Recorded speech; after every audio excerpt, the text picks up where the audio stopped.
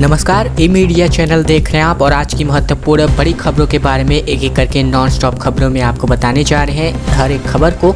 चलिए सबसे पहली बड़ी खबर आ रही है जहां पर बता दें कि पश्चिम बंगाल में चुनाव के बाद हिंसा की शिकायतों पर अब होगी जांच। मानवाधिकार आयोग ने इसके लिए समिति का गठन कर दिया है। राष्ट्रीय मानवाधिकार आयोग यानी कि NHRC ने कलकत्ता हाईकोर्ट के आदेश के बाद से पश्चिम बंगाल में चुनाव के बाद हुई हिंसा की जाँच के लिए एक समिति का गठन किया है। पश्चिम बंगाल में मार्च अप्रैल में कई चरणों में हुए चुनाव के बाद से वहां हिंसा भड़क उठी थी। इस पर मानवाधिकार आयोग ने सोमवार को बयान जारी करके कहा कि इसके अध्यक्ष न्यायमूर्ति सेवानिवृत्त अरुण मिश्रा ने एक समिति का गठन किया है जो पश्चिम बंगाल में चुनाव बाद हुई हिंसा की शिकायतों पर कलकत्ता हाईकोर्ट के आदेशों के मुताबिक जांच करेगी। जांच के लिए कमेटी का गठन किया जा चुका है। दिल्ली सरकार ने यहां पर ध्यान और योग विज्ञान केंद्र की शुरुआत बीते दिन से कर दी है। घर घर योग पहुंचाने के लिए यहां पर प्रशिक्षक तैयार किए जा रहे हैं। खबर आ रही है अंतर्राष्ट्रीय योग दिवस के मौके पर दिल्ली में गली मोहल्लों तक योग को पहुंचाने के विजन के साथ ध्यान और योग विज्ञान केंद्र की शुरुआत हो गई है। इन केंद्रों पर योग सिखाने के लिए इंस्ट्रक्टर को ट्रेनिंग दी जा रही है जो बाद में सार्वजनिक जगहों, पार्कों, RWA में लोगों के बीच जाकर के उन्हें योग की ट्रेनिंग देने वाले हैं। रविवार को दिल्ली के मुख्यमंत्री अरविंद केजरीवाल ने इसका उद्घाटन किया था।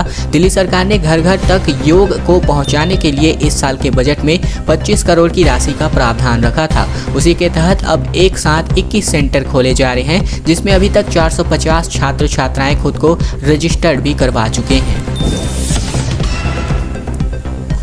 महंगाई के खिलाफ आंदोलन कांग्रेस छेड़ने वाली है। 24 जून को सोनिया गांधी ने इसके लिए बैठक बुलाई हुई है।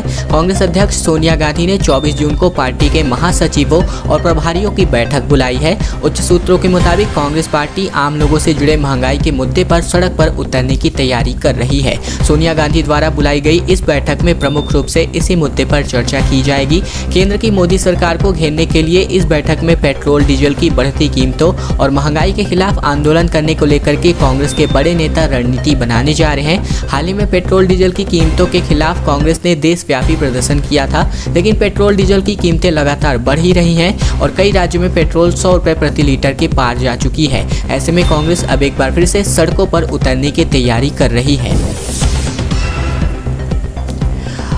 किसान आंदोलन को लेकर के राकेश टिकैत का बड़ा बयान सामने आ रहा है। कहा ट्रैक्टर तैयार रखे, सरकार मानने वाली नहीं है, इनका इलाज करना पड़ेगा। तीनों कृषि कानूनों की वापसी की मांग को लेकर के प्रदर्शन कर रहे किसान नेता राकेश टिकैत ने सरकार को चेतावनी दे रखी है कि उन्होंने कहा है कि सरकार मान नहीं रही है। राकेश टिकैत ने कहा कि जमीन को बचाने के लिए हमें आंदोलन तेज करना होगा। सरकार को सख्त लहजे में चेतावनी देते हुए उन्होंने कहा है कि सरकार का इलाज तो करना ही पड़ेगा। अब आपको बता दें कि राकेश टिकैत ने ट्विटर पर लिखा है कि सरकार मानने वाली नहीं है, इलाज तो करना पड़ेगा। ट्रैक्टरों के साथ अपनी तैयारी रखो, जमीन बचाने के लिए आंदोलन तेज करना होगा। ऐसा ही नहीं है कि राकेश टिकैत ने पहली बार केंद्र सरकार को चेतावनी जारी की है। एक दिन पहले भी राकेश टिकैत ने कहा था कि केंद्र सरकार अपने मन से यह गलत फहमी निकाल दे कि किसान वापस जाएगा।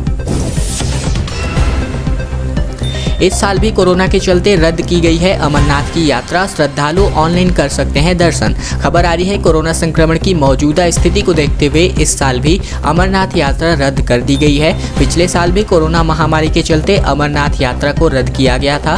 हालांकि श्रद्धालु 28 जून से ऑनलाइन दर्शन कर पाएंगे। श्री अमरनाथ छड़ी के मुताबिक मुबारक 22 अगस्त में को गुफा में ले जाया जाएगा। इससे पहले जम्मू कश्मीर के उपराज्यपाल मनोज सिन्हा ने शुक्रवार को कहा कि सरकार जल्द ही वार्षिक अमरनाथ तीर्थ यात्रा आयोजित करने पर फैसला करेगी, लेकिन साथ ही यह भी स्पष्ट किया है कि लोगों की जान बचाना उसकी सर्वोच्च प्राथमिकता है।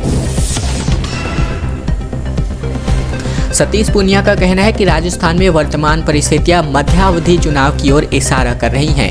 भारतीय जनता पार्टी के राजस्थान इकाई के अध्यक्ष सतीश पूनिया ने कहा है कि राज्य में वर्तमान परिस्थितियां मध्यावधि चुनाव की ओर इशारा कर रही हैं। पूनिया ने कहा कि राज्य में नौकरशाह कांग्रेस सरकार पर हावी है।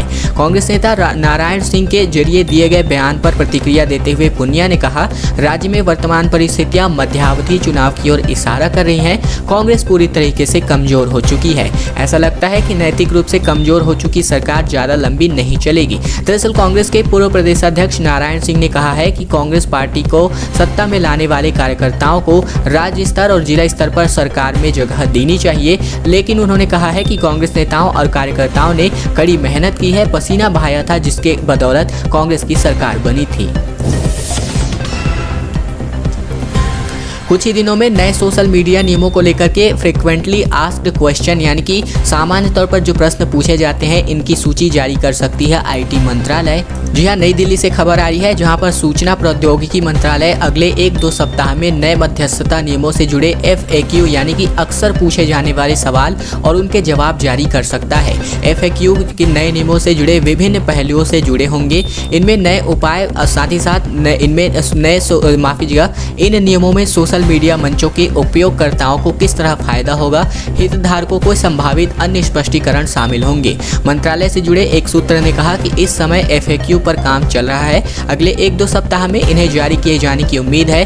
FAQ में 10 से लेकर के 20 सवालों के जवाब होंगे और नए नियमों के तहत ट्विटर, फेसबुक, इंस्टाग्राम, व्हाट्सएप जैसे बड़े सोशल मीडिया मंचों को अतिरिक्त उपाय करने की जरूरत है। दोस्तों, अगली बड़ी खबर की ओर बढ़ें उससे पहले हमारी एक छोटी सी प्रार्थना आप सभी से। अगर आपको यह वीडियो पसंद आ रहा होगा तो इस वीडियो के नीचे लाइक बटन है, जिसे दबा करके आपको इस वीडियो को लाइक कर लेना है।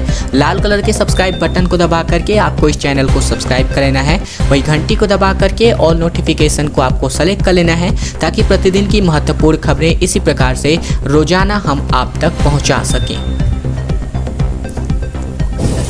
पंजाब चुनाव की तैयारियों में जुटे अरविंद केजरीवाल का बड़ा बयान सामने आ रहा है। सिख समाज से होगा आपका CM उम्मीदवार, ऐसी घोषणाएं कर दी जा चुकी हैं। आम आदमी पार्टी के संयोजक और दिल्ली के मुख्यमंत्री अरविंद केजरीवाल ने पंजाब में आगामी विधानसभा चुनाव की तैयारियां शुरू कर दी हैं। एक दिवसीय दौरे पर पंजाब गए केजरीवाल ने बीते दिन ऐलान किया कि उनकी पार्टी की ओर से राज्य का CM उम्मीदवार सिख समाज से ही होगा। उन्होंने कहा है कि ये सिख समाज का हक है। अरविंद केजरीवाल ने कहा कि पंजाब में आम आदमी पार्टी का CM चेहरा सिख समाज से होगा, क्योंकि हमें ये लगता है कि पूरी दुनिया के अंदर पंजाब ही एक ऐसा स्टेट है जिसका CM सिख समाज से है। हमारा मानना है कि यह सिख समाज का हक है।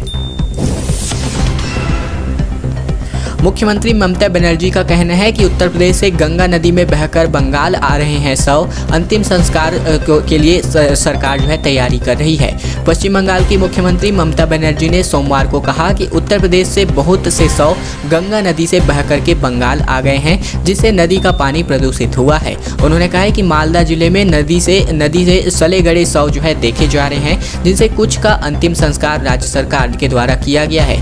गंगा नदी उत्तराखंड, उत्तर प्रदेश, बिहार, झारखंड और पश्चिम बंगाल से होकर गुजरती है और बंगाल की खाड़ी में जाकर के मिल जाती है। बता दें कि कोरोना की दूसरी लहर जब पीक पर थी तो उत्तर प्रदेश में गंगा किनारे शवों के बहने की तस्वीरें आ रही थी। इसी को लेकर के ममता बनर्जी ने बीजेपी की सरकार पर निशाना साधती रही हैं। CM ममता ने कुछ सप्ताह पहले PM मोदी की बैठक के बाद कहा था कि महामारी के दिन राज्य को बुला करके भी बोलने का मौका नहीं दिया जाता है। वहीं UP को कहा जा रहा है कि वह बहुत बढ़िया काम हुआ है। खैर दोस्तों, आज की खबरों का सिलसिला ही तक का था। अगर आपको यह वीडियो पसंद आया होगा तो इस वीडियो के नीचे लाइक बटन है, जिसे दबा करके आपको इस वीडियो को लाइक कर देना है। लाल कलर का नीचे सब्सक्राइब बटन होगा, इस प्रकार से इसको दबा करके आपको इस चैनल को सब्सक्राइब कर लेना है। साथ ही साथ नीचे बगल में घंटी आया है, उसको दबा करके आपको ऑल नोटिफिकेशन पर सेलेक्ट करके रख लेना है, ताकि महत्वपूर्ण खबरें प्रतिदिन की हम आप तक सीधे इसी प्रकार से पहुंचा सकें।